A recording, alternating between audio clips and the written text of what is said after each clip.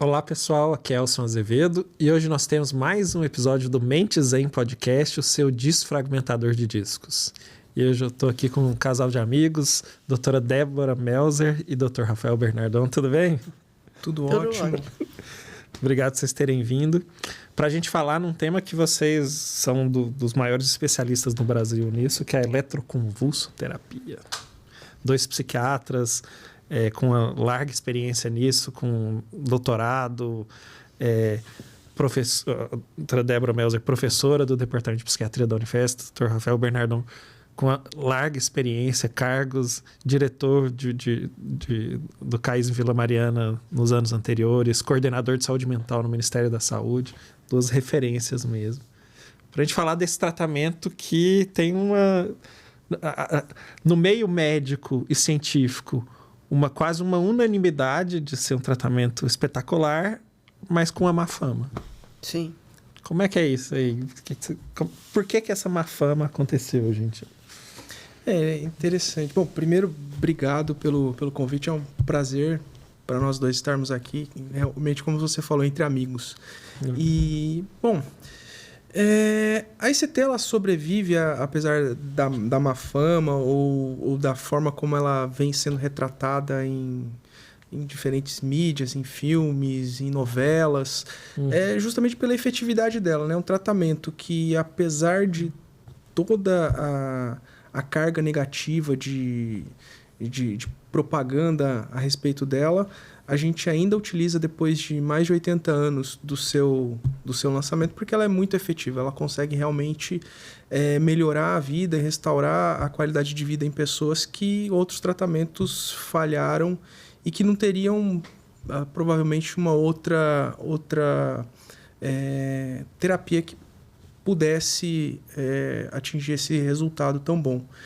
Agora, eu acredito que, em parte, algumas pessoas confundem ou forçam um pouco uma narrativa de misturar tortura com eletricidade, tortura com choque elétrico, com o uso da eletricidade de forma terapêutica, como a gente usa na cardiologia para fazer uma desfibrilação. Cadeira elétrica também. Com cadeira elétrica. E isso acaba sendo uma coisa que vende bem. Ruim, né? Vende bem. O sensacionalismo vende bem. Né? Então, numa novela, você colocar como a gente vê em diversos filmes, colocar a eletroconvulsoterapia no lugar dela como um tratamento para uma pessoa com quadro grave e refratário, versus você colocar de uma forma sensacionalista, uma pessoa tomando choque, se debatendo e aquilo sendo feito contra a vontade dela, é muito mais apelativo colocar dessa maneira mais sensacionalista. Então, esse é um ponto. Não que não tenha havido erros e abusos e uso indevido no passado, mas a perpetuação dessa forma de apresentação, eu acho que tem esse apelo de marketing, né? Não sei o que você pensa, Débora. E ainda hoje em dia, assim, indo para um lado positivo, isso tem mudado um pouco, né? Eu ia falar isso, porque já tem um tempo que eu não vejo isso. Se bem que tem um tempo que eu não assisto novela, né? Exato. Mas quando aparece, a gente fica sabendo, né? E já tem um tempo que eu não vejo mais. Não, né? e aparece de forma positiva, né? Há uns anos atrás, não estou dizendo assim no Brasil. No Brasil ainda não vi. Mas naquele seriado Homeland, não sei se você assistiu. Que a Claire Danes. Isso. A Claire Danes tinha transtorno bipolar, a personagem dela Sim, tomava clozapina. E lítio. Aí ela deixou de tomar. Ela tomava clozapina? Clozapina, clozapina e lítio. Aí teve um surto, precisou. Mas e ela era uma espiã, não lembro mais. Era uma agente. Sim, uma agente lá do FBI. Infiltrada, que fazia. Bipolar, então quando ela falava as coisas, a pessoa falava, não. Imagina, ela tá delirando. E realmente o que ela estava falando estava acontecendo. E aquele outro seriado que a gente estava vendo lá da casa funerária. 6 Feet. 6 Feet Under. Você viu esse também? Esse é antigo, não é não? É antigo. A gente estava vendo umas coisas antigas e por coincidência tem um dos personagens que entra num quadro de depressão psicótica e faz ECT. Faz ECT. E também, de uma maneira retratado ok, bem. Assim. bem Sim, retratado. inclusive, na parte que a gente está, ele teve uma piora do quadro, ele fez as sessões, aí ele pede para a filha, olha, eu tô precisando fazer ambulatorialmente, né, que ele não quer que a esposa saiba. E que ele Mas tá não quer- piorando. que ele está piorando, não que ele vai fazer setela, ele não quer que ela saiba disso. Uhum. Legal. Então, tem um pouco essa... Acho que não é em vão, né? A gente tentar divulgar as informações adequadas, né? Mas estou me dando conta aqui que para quem não conhece, assim, explica pra gente o que é um ECT, o que é essa técnica. Então, a ECT ela vem da convulsoterapia e a ideia de que uma convulsão pode melhorar um sintoma mental, pode melhorar um quadro psicótico, para o leigo que está assistindo a gente, a loucura, né? O quadro delirante, a coisa que a pessoa tem construções de histórias que só existem na cabeça dela, a questão de ouvir vozes, de ver coisas que não estão ali. Então, a ideia de que a convulsão ela antagoniza a loucura ou antagoniza a depressão, ela vem desde os tempos hipocráticos. Por se observar que uma pessoa que tinha um problema psiquiátrico como esse e tinha uma convulsão espontânea por qualquer motivo, melhorava. Uhum. Mas por milênios nunca foi sistematizado um tratamento em que você tentasse induzir uma convulsão para fazer um tratamento de forma sistemática e protocolar. Isso só veio acontecer no começo do século XX, quando um húngaro chamado Meduna, ele estudando o cérebro de epiléticos, estudando o cérebro de esquizofrênicos, ele achou que ele entendeu o porquê de, na antiguidade, se pensar nesse antagonismo olhando as células cerebrais e a citologia.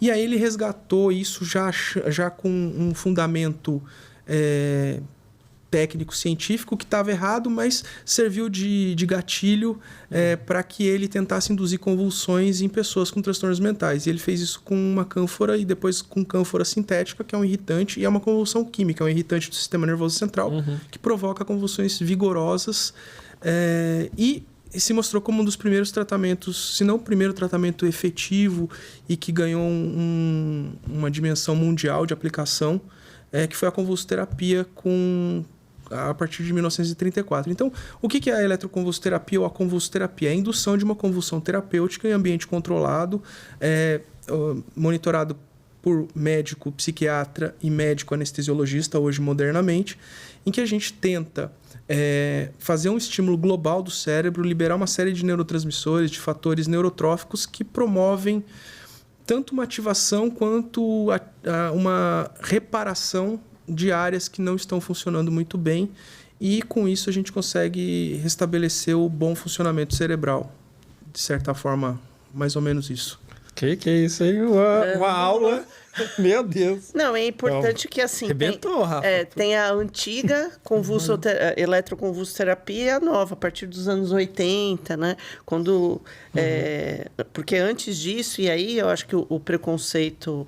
E a ideia errônea está muito envolvido, é que antes, né, da técnica que a gente chama modificada, que é o que a gente usa hoje em dia com relaxante muscular, então o paciente não se debate, não sente dor, né? Quando vem, muitas vezes, os estudantes observar... Que horas... Não, que hora... que sem graça, que horas que vai ser... Não, já foi, Já né? foi. A gente olha alguns pacientes só no eletroencefalografia, né? Isso é uma coisa que se repete muito na minha vida, né? Toda vez que eu vou em um lugar novo, então geralmente juntam uma plateia, e eles têm a maior expectativa de que vão ver uma convulsão super vigorosa. E como a gente usa bloqueador muscular, né? Praticamente a pessoa não mexe, a gente usa um relaxante muscular para o público leigo que está assistindo a gente curariza o paciente. Então, a gente bloqueia o movimento muscular, porque a convulsão motora, aquela parte que você vê numa convulsão que acontece na rua, da pessoa ficar se mexendo, ficar tendo os espasmos, aquilo lá não é terapêutico, não é o que vai melhorar o quadro que a gente está tratando. Então, a gente bloqueia aquilo justamente para conforto do paciente, para evitar qualquer lesão muscular, qualquer problema maior que cause mais dor. Com a movimentação, bater em algum lugar, bater em algum lugar, sangrar, fraturas, né? Ou luxar alguma coisa até chegar ao ponto de fratura. Então, é interessante. No Mandaki foi assim. Em todos os hospitais, assim. Quando O pessoal fica esperando aquela ali. expectativa. E geralmente dá muito certo o bloqueio. E você vê uma movimentação muito discreta e a alteração mesmo no eletroencefalograma, que é o monitoramento das ondas cerebrais. Uhum. Não, demais, né? E eu fico pensando, né? Nessa época do ECT, sem anestesia, uma parte dessa época não se fazia anestesia nem nas cirurgias, né? Porque o risco a letalidade da anestesia era maior do que a letalidade do procedimento cirúrgico. Assim, demorou... Até bem pouco tempo lá no interiorzão, o cirurgião entrava, dizia que não precisava lavar a mão, que aquilo ali era proteção, Vocês vocês estão protegidos em São Paulo. Mas, assim, a questão da anestesia, enfim, foi um ganho fantástico em toda a medicina, obviamente, e na ICT não é diferente disso. Mas é importante dizer que a gente tem que analisar algumas coisas com uma perspectiva histórica. Então, a gente está falando de um vazio assistencial. No começo do século XX, você não tinha nada que tratava ou que tratasse adequadamente os transtornos mentais. Você tinha basicamente a custódia das pessoas, de colocar nos hospitais, uns melhores, outros piores, uns com um cuidado melhor, outros que acabaram convencionalmente se chamando de grandes manicômios, de grandes asilos, em que o cuidado não era grande coisa, ou era muito ruim. Mas, basicamente, o que se fazia é isso, era o ajuste da rotina do paciente como uma forma de terapia. Já que você não conseguia controlar os sintomas depressivos ou sintomas psicóticos, você mantinha uma rotina rígida e com cuidados intensivos, e era o melhor que você podia fazer. E havia aquelas coisas folclóricas de banhos quentes, banhos de cera, enfim. Banho quente, banho frio. Banho de cera? Eu não lembrava disso, não tinha isso? Tem vários tratamentos bastante interessantes. Eu vi isso num filme aí, que agora eu não lembro o nome. Para os ricos, Angelina Jolie. Para os ricos europeus, as estações hidrotermais na Suíça, na Áustria. Psicanálise. Então, se a gente Os colocar... primórdios das terapias, né? Sim. Então, se a gente colocar numa perspectiva histórica, provavelmente, quando surge a convulsoterapia... Provavelmente não, com certeza. Quando surge a convulsoterapia em 34 e depois a eletroconvulsoterapia em 38, que a gente continuaram coexistindo, mas teve uma preferência muito maior pelo uso da eletricidade do que pelo uso de um irritante químico para desencadear as convulsões. Mas provavelmente fez muito mais bem do que mal, ou seja, você tirou muito mais gente de crise, mesmo fazendo a técnica não modificada, que é a eletroconvulsoterapia sem anestesia, do que se você não tivesse feito nada. Assim, eu gosto muito, numas aulas que eu dou, de mostrar alguns slides que mostram a estatística de 34 até o começo dos anos 40, do tempo de internação do tempo, basicamente do tempo de internação para psicose maníaco-depressiva e para esquizofrenia. E assim, a diferença é uma redução para 1/4 do tempo de internação depois de 34 e depois de 38. Tem um impacto gigante da introdução de uma nova terapia. Então, provavelmente fez muito mais bem do que mal. Agora, houve uma fase em que tinha uma curva de aprendizado, então teve muita tentativa e erro. Será que serve para drogadição? Será que serve para transtorno de personalidade?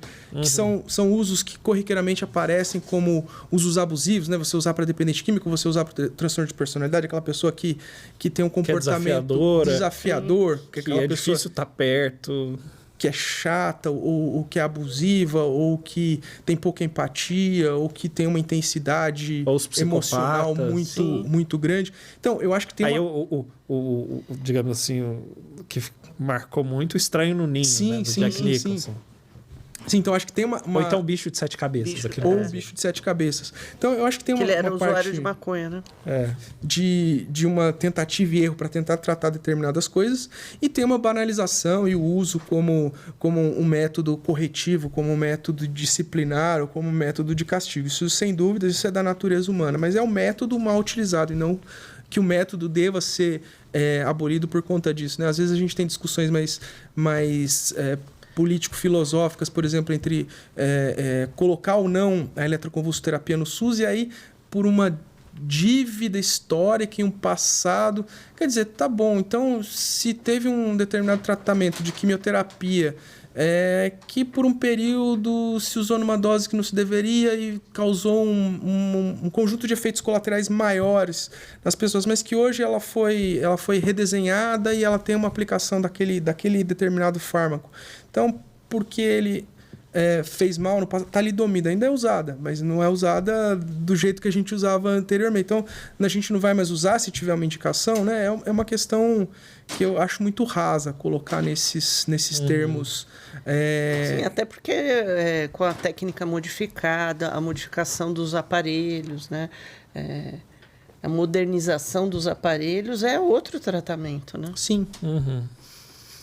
Sim, os equipamentos evoluíram bastante. Eu falo que a eletroconvulsoterapia ela teve um ganho muito grande, recente, com a moda da psiquiatria intervencionista, né? Entendi. Que cresceu muito com a cetamina.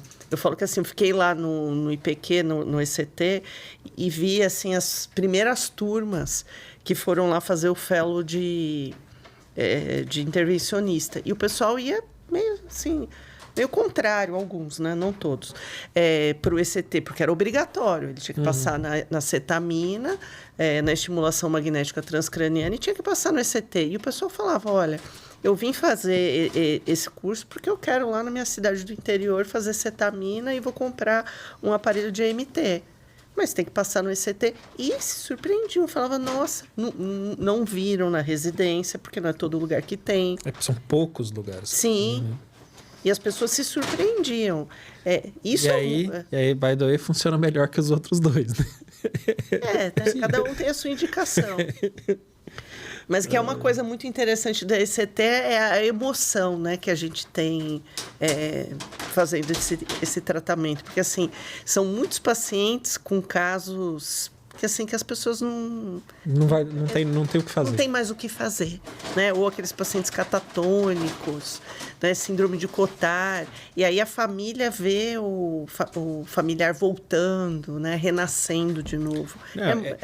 Na psiquiatria, sim, são poucas os tratamentos, as experiências clínicas que você vive isso. Putz, sim, e rápido, né? E rápido, né? Acho que talvez uma vivência menos grave, mais corriqueira, mas que dá um negócio, é o paciente que está com distonia aguda por antipsicótico, e você faz o Aquineton, e aí o cara melhora na hora, e a família, nossa, doutor, você é demais. Sim.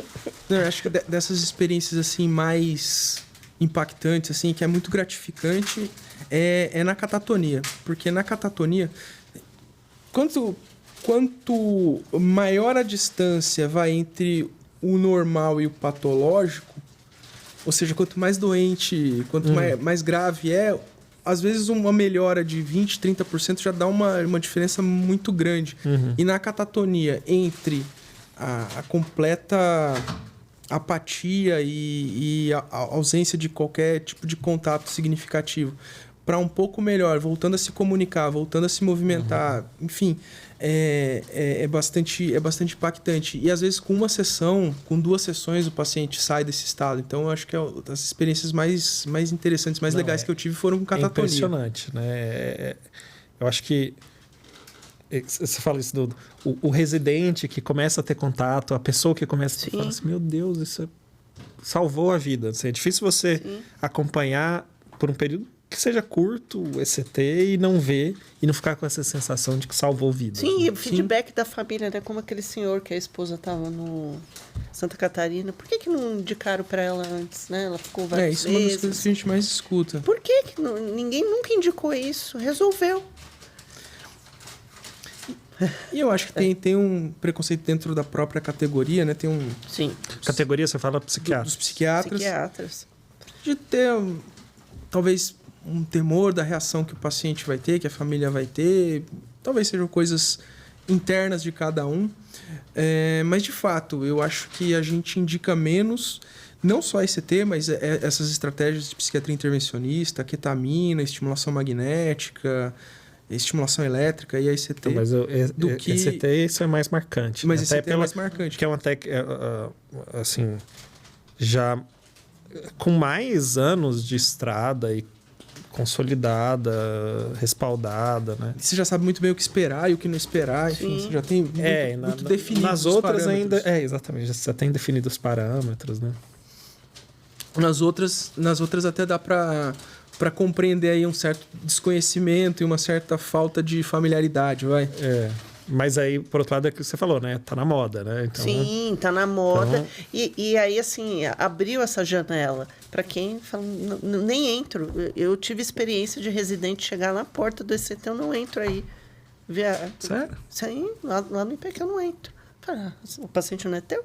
Você tem que entrar. Você vai entrar. Aí sim, hein? Vai entrar, vai ver, né? Porque as pessoas já ficam com aquela ideia, né? E você sabe, né? Lá no caísmo você vê, né? Tem, né? O pessoal já vem, às vezes, né? Nem todos, né? Já vem com aquela ideia formada, né? Da antipsiquiatria. Não sabem nem o que é. Eu lembro. Aí o Rafael foi assumir como coordenador de saúde mental no Ministério. Tá lá no todos os... A única coisa que as apareceu ao meu plataformas de notícia vai assumir a saúde mental no Ministério um médico defensor do eletrochoque. Não, a minha secretária, ela é simpetista e ela acompanha vários fóruns, essas coisas.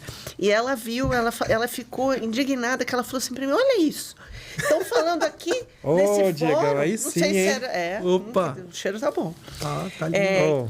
Que o Rafael estava sendo contratado pelo pelo governo Bolsonaro para, através do ECT, fazer tortura. E ela tá ali, ela tá trabalhando, ela vê que é isso que acontece. Vê os pacientes, vê o agradecimento das famílias, os pacientes voltando à vida, né? Né? Então ela falou, o que é isso aqui? Assim, não chegou as Coca-Cola não também? Chegou. A mídia é uma coisa... Assim, a mesma... Eu li... Valeu, Diego. Primeiro, eu sou muito... Estão servidos aí, pessoal? Quem tá em casa. Mas o desgramado... Rafael, você não, mas assim, disse que a gente ia comer alguma coisa junto, chegou... A gente comeu um dogão antes, né? Não, mas eu vou ter que comer, com esse aroma é impossível. Coca. Mas... Assim, é impressionante como a mídia consegue manipular a opinião pública e consegue destacar ou colocar uma manchete que não necessariamente é uma mentira. A gente não tem uma mentira, mas a conotação que tem é como se... Essa manchete sobre você. Sobre mim. É como se tudo que eu faço se resumisse a indicar ECT e como se ECT fosse a única terapia que eu conheço e a única terapia que eu indico. E assim, se você for ver no meu consultório, eu até indico pouco, porque realmente os casos... Primeiro, eu sou referenciado, então eu já recebo o paciente com o tratamento indicado. E dos pacientes que eu atendo, eu vou fazer algumas tentativas, eu vou fazer alguns ajustes e às vezes vai chegar em ECT, mas grande parte das vezes não. Então é interessante isso, mas... Enfim, eu sou muito liberal e a favor da liberdade de expressão, então várias pessoas me sugeriram, até me ofereceram ajuda jurídica gratuita. Mas achei que era ajuda espiritual para salvar sua alma. Mas eu não processaria os órgãos, deixa falar. Eu acho que até ajudou a divulgar um pouco a técnica. Eles até falaram, né, que a gente... Bernardon e esposa tem um aparelho de ECT portátil. Eles estão falando o TDCS. De TDCS. Comercializa um aparelho. Acho que isso no Brasil do 247. Né? Não. Ou na Carta Capital. Carta Capital. 2 órgãos muito bons que falaram da gente. Nossa, para a tortura. Portátil ainda, para você fazer na sua casa. Não foi É, Universa? Não. Eu acho que ou foi no 247 ou eu acho que foi na Carta Capital. Piauí também, Não, né? acho que Carta Capital. É. Carta Capital. Mas fico pensando assim, porque fazendo um meia-culpa, assim, eu também indico pouco no meu consultório. E eu vou dizer por que que eu indico pouco, eu acho. Refletindo, assim. Porque o acesso é difícil, né? É caro, Esse é um caro. ponto. É caro. Qualquer um desses tratamentos é caro. E assim, tá o colega psiquiatra aqui nos ouvindo, não, mas eu sei o que é bom, eu quero indicar. E eu mesmo, eu quero indicar. Qual que é o caminho? Como é que a gente faz? O convênio paga? Então, esse é um ponto. Sim. A saúde suplementar, para quem aí não é familiarizado, ela segue algumas normas da Agência Nacional de Saúde Suplementar, a ANS, e a ANS ela tem um rol de procedimentos obrigatórios, que é aquela cobertura mínima dos convênios.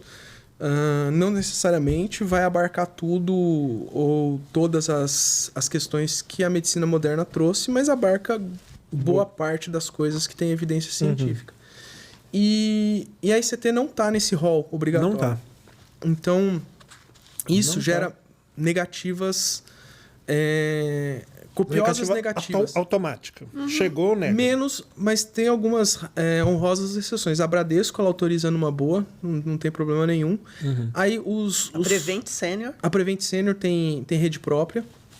Um Moacir que faz. Viva o Marquete, né? Viva o Marquete, mas acho que até antes do Marquete, cara, eu acho que a Prevent, ela é um convênio, muito baseado em custo-efetividade. Então, se fizer você pegar uma população mais idosa e você aplicar um modelo econômico e verificar o que causa menos custo no final das contas, tratar a depressão do idoso ou deixar ele deteriorar e virar um paciente de UTI, ou ele piorar o tratamento do diabetes, da hipertensão. Isso tem estudo de custo-efetividade da exceção, da ICT na literatura científica. Eles só aplicaram uma coisa que é bastante lógica. Eu não consigo entender muito bem a lógica, por exemplo, da Amil e da Sul América, porque eles perdem dinheiro, eles perdem na justiça, eles tomam multas enormes, e o paciente deles custa mais se ele estiver doente. Então, é uma conta que, para mim, não fecha muito bem eles resistirem. E a gente, via Associação Brasileira de Psiquiatria, a gente levou 2 vezes no... Tem uma comissão lá para... de incorporação. Chama CoSaúde. É um comitê que se reúne periodicamente para avaliar a introdução de novos procedimentos no rol da ANS. E da primeira vez, eu fui fazer a defesa pela ABP, da segunda vez eu não fui. Da primeira vez, a gente não teve acordo, mas da segunda vez, se eu não me engano foi em 2016, teve acordo. Eles entenderam e aprovaram. Não tinha problema, porque a ICT representa um gasto pequeno perto Mas o que significa esse órgão aprovar na prática? É o órgão técnico. Então, é o órgão técnico da ANS, que reúne os representantes das especialidades, algum representante de usuário e as operadoras. O peso maior é das operadoras. E as operadoras aceitaram. Só que o que aconteceu? A diretoria colegiada da ANS vetou, por motivo da cabeça deles. Então, tinha um acordo entre operadoras e médicos, mas eles vetaram. Só que tem todas as atas. Então, isso é uma causa ganha na justiça, porque você demonstra que... Eu geralmente eu passo isso aí para o paciente. Porque assim, já foi aprovado. Teve uma decisão política que vetou, mas o mérito passou. Então não tem mérito a ser discutido. Então é causa ganha. Sim. Me passa aí esse... A gente nunca viu o paciente entrar na justiça e não conseguir, né? Não. Liminar, assim, rapidinho. Porque... Não é um tratamento exótico ou muito... Sim. Não, é consolidado. Sim, Unanimidade no meio científico real, assim, nos estudos científicos, etc. Mas depois, então, eu vou pedir para você me mandar claro. essa referência aí, porque a minha sensação... É uma sensação mesmo. Assim, você vai, eu vou indicar... E vai ter dor de cabeça. Sim, eu já O cara ouvi, vai conseguir... Será que vai conseguir? Não vai conseguir? E aí a família já tá um caco de... Não consegue se organizar. Agora, já ouvi de colega falar, olha, eu não indico Porque eu não quero ser conhecido como um médico que indica choque na cabeça. Isso vai prejudicar o meu consultório. Uma pessoa muito boa. Depois eu te falo quem é, em off. Aí eu falei, nossa, isso... Mas é um raciocínio... Isso não é real, porque se o paciente melhora, a fama do médico vai ser de que ele resolve o problema. Ele falou, imagino. Vai esvaziar o meu consultório. Eu falei, Mas depende de qual que é o seu público de influência, né? Se o seu público de influência for pessoas que acreditam que o ECT é uma tortura...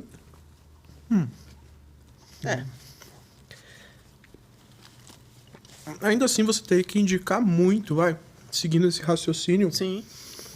para que isso se tornasse uma marca sua. Sim. Mas é o que você falou, né? E talvez, né, a gente acaba tendo um viés, né? Porque sabem que a gente indica, então muitas vezes já vem paciente. E quantos pacientes, assim, às vezes vem umas coisas. A dona Maria fez ECT e melhorou. A minha vizinha. Aí a vizinha, a dona Joana, não tem indicação nenhuma. Mas ela viu que a dona Maria melhorou, ela vai lá e marca uma consulta, eu quero fazer aquele tratamento lá. Mas não tem indicação para a senhora. Isso acontece muito. Não, né? E no SUS, hein? Porque aí a gigantesca maior parte da população vai precisar do SUS. Sim, isso... Como é que faz para ter acesso? Basicamente não faz, né? Tirando serviços universitários, serviços ligados a hospitais escola, e alguns serviços públicos, por exemplo, o Hospital do Servidor Público Estadual, que não chega... É público, mas é voltado para uma população específica. É um convênio dos servidores. Não é público. Em Minas, a FEMIG, que aí eu acho que não é universitário, né? Acho que é uma... Mas é um serviço formador, né? É um serviço formador, então tem é um uma grande hospital residência... escola, né? Tem uma grande residência médica. Então, tirando esses serviços que têm um orçamento próprio, que conseguem sustentar o tratamento, são raríssimos os locais onde isso é ofertado ao público. Acho que o único que tem um volume maior mesmo é o HC. No CAISM, na época da Santa Casa, antes da crise e da falência, a gente conseguia captar pacientes de fora. Eu acho que tem... no Mandaki se chegou a ter um serviço também lá, já no Mandaki OS, né, no PAI. E em Franco também, Tanto né? O Eric fazendo lá em Franco. Eu ia falar tanto com a Congregação de Santa Catarina quanto com a SPDM, lá em Franco da Rocha também, mas são raras exceções e com o orçamento estadual. Em resumo, depender do governo federal para sustentar um serviço de ECT é impossível, porque o procedimento não existe. Mesmo na época que você era o coordenador de saúde mental? E eu acho que dificilmente vai ser inserido na tabela de procedimentos. Mesmo a gente estando lá, né? O que eu consegui fazer em 2017, 2018 foi colocar nos equipamentos financiáveis pelo Fundo Nacional de Saúde o equipamento de ECT. Porque é uma via um pouco diferente da incorporação de um procedimento. Então... Aí, na prática, isso implica o quê? Que o cara consegue emenda parlamentar? Isso. Mas já tiraram, né? Já tiraram? Eu falei pro Quirino não se gabar disso. Já tiraram. Ele ficou um pouco eufórico com isso e falou demais. Mas isso o cara conseguiria, por exemplo, com emenda parlamentar, com um financiamento com convênio com o Ministério da Saúde que fosse... Que abrangesse equipamentos, ele conseguiria comprar um equipamento. Porque é isso, né? Se for particular, é inviável para... Só é viável para o 0,01% da população. Exato, a gente elitizou o tratamento. Sim. É esse o ponto. É um tratamento elitizado. Para proteger a população pobre, eles privam a população pobre de ter um tratamento efetivo. Eficaz, seguro. E nem digo pobre, né? Porque até classe média. Até classe média, média. Se eu precisar de ECT, o que eu vou fazer? Você vai ter que vender o Não sei, carro. não sei brigar qual com que é o o seu convênio. convênio. Mas é isso que a gente fala. Quem tem Mas por isso que eu tenho Bradesco. Tá fazendo propaganda. Propaganda da Quem Bradesco. tem recurso, eu falo, vai lá no Einstein, faz lá no, né, no... Bradesco, se quiser. É, Apesar que o Mentizen, não sei se eu falei isso pra vocês no convite, assim, o Mentizen é uma ação totalmente filantrópica, assim. Não tem recurso nenhum, mas se porventura tiver algum recurso, é para ajudar as ações de utilidade pública sim, do Departamento de Psiquiatria da Unifesp e da SPDM, que é a Associação Paulista para o Desenvolvimento da Medicina. Então, principalmente o carisma. que é onde se concentram as duas coisas. Sim, sim. Onde se precisa cruzam. tanto. Aí, e aí também também uma das... Aí, tá dando alguma... O pessoal já fez alguma doação, já teve alguma patrocínio? Não teve.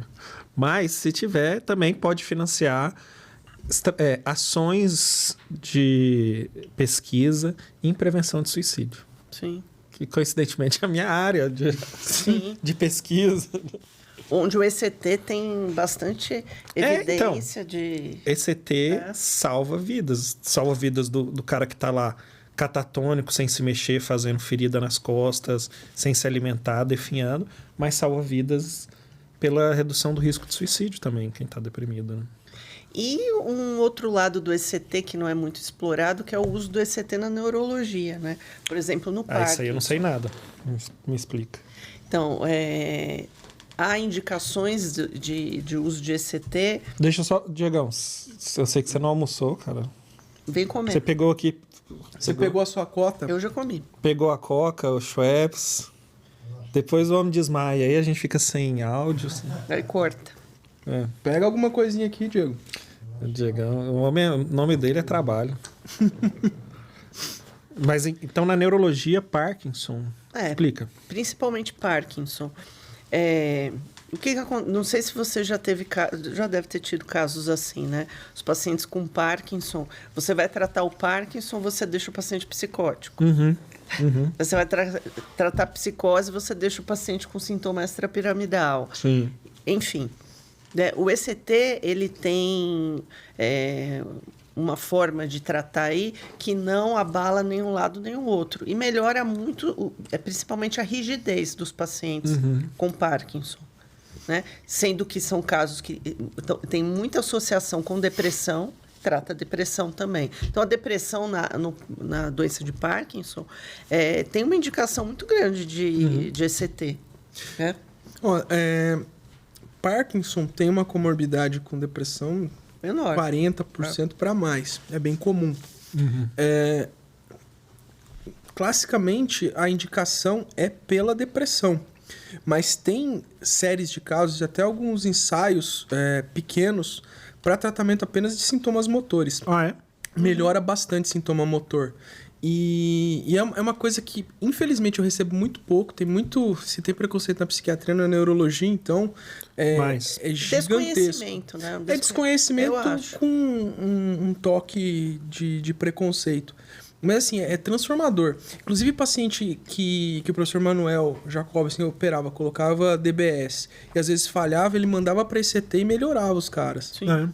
Porque o Manuel, ele O professor Manuel, explica para... Professor Manuel é professor titular de cirurgia lá na USP. Neurocirurgia. De neurocirurgia, né? Desculpa, de neurocirurgia. Acho que é aposentado. E já, né? aposentado. E a expertise dele, a área dele é neurocirurgia funcional. Então, operar epilepsias, Parkinson, transtorno obsessivo compulsivo também. Eu lembro que E ele que Dor crônica. gostava de dor trabalhar de crônica. madrugada, não é? Ou não? Bastante. Você não precisa dormir, né? Muito. Ele não dorme muito, não. Ele não dorme. Fazia cirurgia de madrugada. Até sabe? pai de um bom amigo, de um colega de turma. E é realmente uma figura fantástica. Agora, esse negócio de cronotipo, né? Preferir noite, preferir madrugada, precisar dormir pouco, é genético. Então, imagino que seu amigo também era... Olha, eu acho que não tanto quanto o pai. Uhum. Acho que o professor Manuel é realmente uma exceção, assim, do tanto que ele consegue Na verdade, não é que ele trabalha à noite, ele trabalha Full time. full time. Porque se ele precisa descansar pouco. Ele precisa descansar pouco. Exatamente. Mas Me dá uma voltando... certa inveja desse pessoal. Total. Bernardinho do Muito. vôlei também, que diz que dorme 3, 4 horas por noite, fica...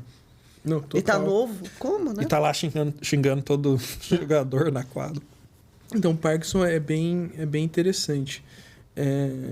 O último paciente que a gente tratou foi nessa perspectiva. A gente atendeu uma paciente que veio do Jair, professor Jair Mari, de uma cidadezinha do interior, bem pequenininha. Aí era uma paciente que estava com síndrome de Cotard, uma depressão psicótica grave. Ela melhorou muito e a gente ficou muito famoso lá no interior, porque a cidade minúscula. Aí começou a vir os casos desenganados pra gente. Os caras desenganam. Dessa cidadezinha.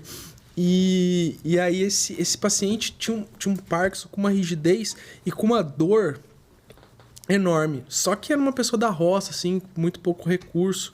Aí a gente até tava fazendo esse CT de graça, mas ele não conseguia pagar a parte hospitalar e a viagem. Entendi. Mas foi daqueles casos bem legais, assim, porque a resposta foi rápida, foi com um efeito bastante sensível, só que é lógico, como qualquer doença crônica, né? Você precisa manter o tratamento e ele não conseguiu manter, então ele regrediu.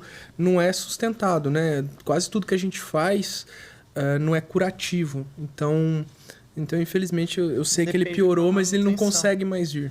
Ele não Entendi. tem. E é uma judiação, porque ele ganharia um prolongamento ali de qualidade de vida ali numa fase da doença que ele não tem mais medicação que resolva. E não é assim que o ECT seja uma tecnologia do outro mundo, Exatamente. Não. que não dê para ter disponível Sim. em outras regiões do estado de São Paulo. Não. Sim.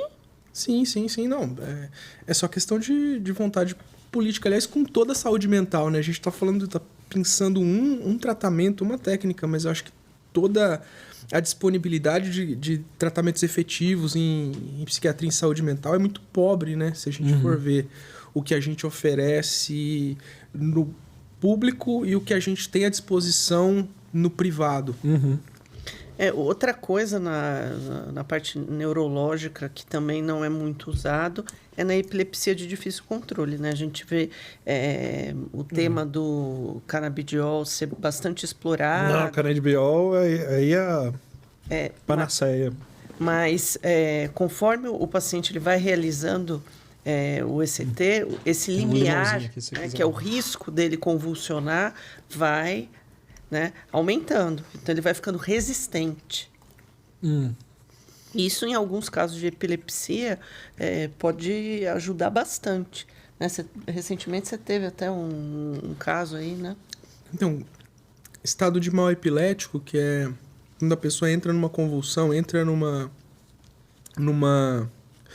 crise convulsiva, que pode ser motora ou não, mas, enfim, o cérebro está convulsionando, o cérebro está em ebulição e não consegue cessar esse processo e, digamos assim, dar um reset.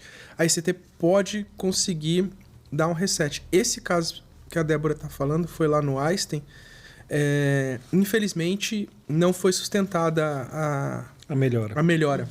Melhorou, mas durou pouco. Aboliu a crise, mas em poucas horas o paciente voltou a ter crise e voltou a entrar em estado de mal. Infelizmente. Mas é uma opção. Sim. E, assim, de fato, a ICT, nesse caso, como em outros, aumentou o limiar. Então, diminuiu a duração das crises, gerou períodos sem crise, mas, nesse caso, não foi capaz de ser determinante de uma melhora ou de uma recuperação. Esse mecanismo, algumas vezes, até prejudica, né, o andamento do tratamento de um paciente que não tem epilepsia, mas que faz uma manutenção de ECT, porque o limiar vai aumentando. A mesma dose não é Ele suficiente. vai ficando resistente, né, o tratamento. Eu pensei em fazer umas perguntas aqui. Eu busquei Uma cola. fiz as buscas mais Boa. mais feitas na internet, perguntas polêmicas mais feitas na internet sobre ECT. Não é tão polêmico assim, não, mas Mas ótima ideia. vamos ver o que vira. Cadê você? Pergunta sobre ECT que eu salvei aqui. Olha só. A ECT pode causar danos cerebrais permanentes? E aí, Débora? E eu escolhi perguntas polêmicas. Sim. Não, não respondi sim. Eu respondi sim. Não. A perguntas Não, responde. A ECT, pelo contrário, em termos estruturais, assim, de matar neurônio, de gerar lesões que possam ser vistas no exame de imagem, não, a ECT não causa esse tipo de dano estrutural. Em estudos mais antigos em que se fazia os cortes do tecido cerebral de pessoas que passaram por ECT e morreram, não tem nenhum dano histológico, ou seja, não tem um dano que você veja ao microscópio. A questão funcional, então, durante um quadro depressivo, você identifica numa imagem funcional, numa ressonância funcional, num PET scan, áreas que não estão funcionando bem, que não estão consumindo oxigênio ou não estão consumindo glicose, que são os combustíveis ali do cérebro, esse baixo consumo mostra que aquela área está com metabolismo baixo, está funcionando de forma desacelerada. Com o tratamento e com a melhora, ou seja, quando o tratamento funciona, essas áreas elas voltam a funcionar adequadamente, elas voltam a ter um funcionamento mais próximo ou completamente dentro da normalidade. Além disso, a ECT é capaz de liberar até fatores neurotróficos, que provavelmente são centrais no mecanismo de ação. E esses fatores melhoram a comunicação entre os neurônios, melhoram a ramificação entre eles, dos dendritos, que são as pontes de contato entre os neurônios, aumentam as células de apoio dos neurônios, que são as células da glia, e podem ter uma função até de chegar à neurogênese. Então, estruturalmente, o cérebro melhora. O que você tem de negativo e que não tem uma correspondência com dano de tecido cerebral é a perda de memória. Mas isso não está relacionado a um dano estrutural. E a perda de memória é uma perda de memória recente, geralmente é muito limitada ao período que a pessoa está fazendo ECT, ela não esquece coisas autobiográficas, coisas antigas, coisas que têm um valor sentimental, um valor afetivo bastante grande, que estão bem arraigadas na memória. Sendo que tem estudos que mostram até um aumento, né, do hipocampo pós-ECT, né? Sim, aumento de volume. De volume. E mesmo depois que a pessoa para, então não é um achado inflamatório, que poderia ser um raciocínio inicial, mas um aumento mais sustentado de volume. Agora, isso frisando que o procedimento sendo bem indicado, né? Por exemplo, um indivíduo que já tem um quadro demencial, que não tem indicação nenhuma de ECT, né? Você vai fazer ECT, ele... Né? Não vai regenerar. Não vai regenerar, né? Não é uma panaceia, né? É um tratamento que já tem 90 anos, a gente sabe onde ele é melhor, onde ele é pior, as limitações. E feito com as técnicas adequadas, né? Boa. A ECT, você fala AECT ou ECT? Porque o Gu aqui me falou AECT, a eletroconvulsiva. Porque terapia é feminina. Toda a minha vida eu falei UECT. O tratamento também, ué. O ECT é utilizado como forma de punição ou controle? Então, a gente já falou disso. A gente comentou. Não. Pode ter sido usado no passado. Não necessariamente de forma dolosa, mas muitas vezes de forma dolosa, até que se percebeu que aquilo não fazia sentido, mas hoje em dia, jamais. Sabe uma coisa? Inclusive, a gente exige um consentimento, né? Se a pessoa não puder consentir, estiver no estado mental que ela não possa consentir, algum responsável, algum familiar precisa dar o consentimento para a gente realizar. Qualquer procedimento médico. Sim. Então, tem o consentimento do procedimento e o consentimento da anestesia. São consentimentos. Entendi. E sabe que eu fico... Esse ponto assim da punição e controle eu acho que é especialmente importante porque os pacientes, as pessoas com transtornos mentais, eles são mais vulneráveis a sofrerem as mais formas diversas de abuso, né? Sim.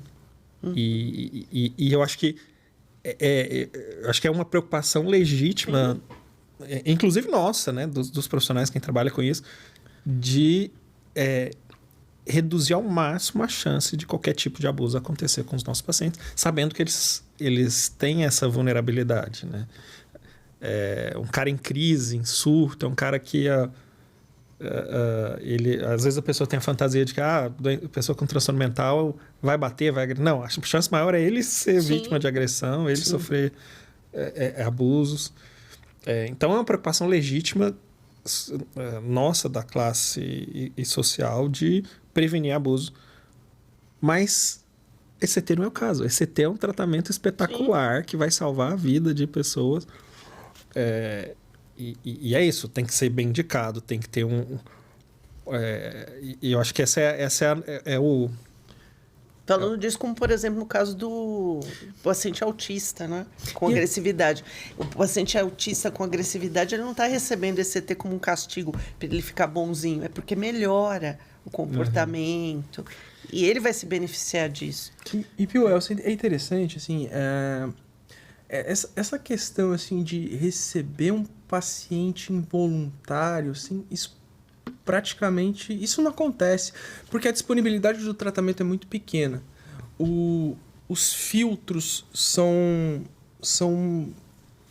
prolongados, o período de tomada de decisão é prolongado. Então, geralmente, a pessoa que chega, ou a família que chega, ele já está convertido. Ele teve que batalhar muito para conseguir o tratamento. Custou muito, seja por qualquer questão, seja internamente, até ir procurar um especialista, seja de conseguir uma vaga no HC. Então, ele já chega... O tempo que ele vai ficar na fila do cross, quanto tempo? O tempo que ele vai ficar na fila, então, ele já chega bastante convertido, assim, bastante convencido.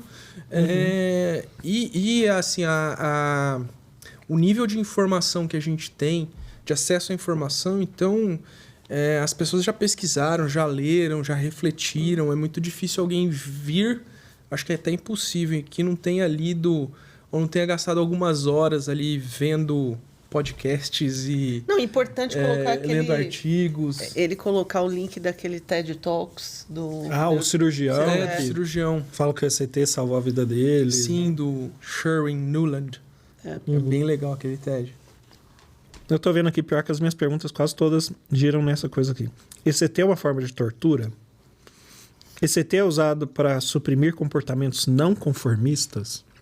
Que é uma ideia dos anos 60, né? Da contracultura. Do estranho no ninho, né? Do estranho no ninho. Sim. E aí tem uma intersecção aí com o discurso da luta antimanicomial radical que acaba romantizando a loucura e os sintomas psiquiátricos graves, né? E aí nessa perspectiva tanto entra como talvez como uma fantasia de tortura, como algo que está tratando algo que não deveria ser tratado, porque é um desvio da normalidade, é uma forma de ser diferente. Então, que a sociedade não aceita, né? Não está preparada a aceitar, porque a sociedade é perversa.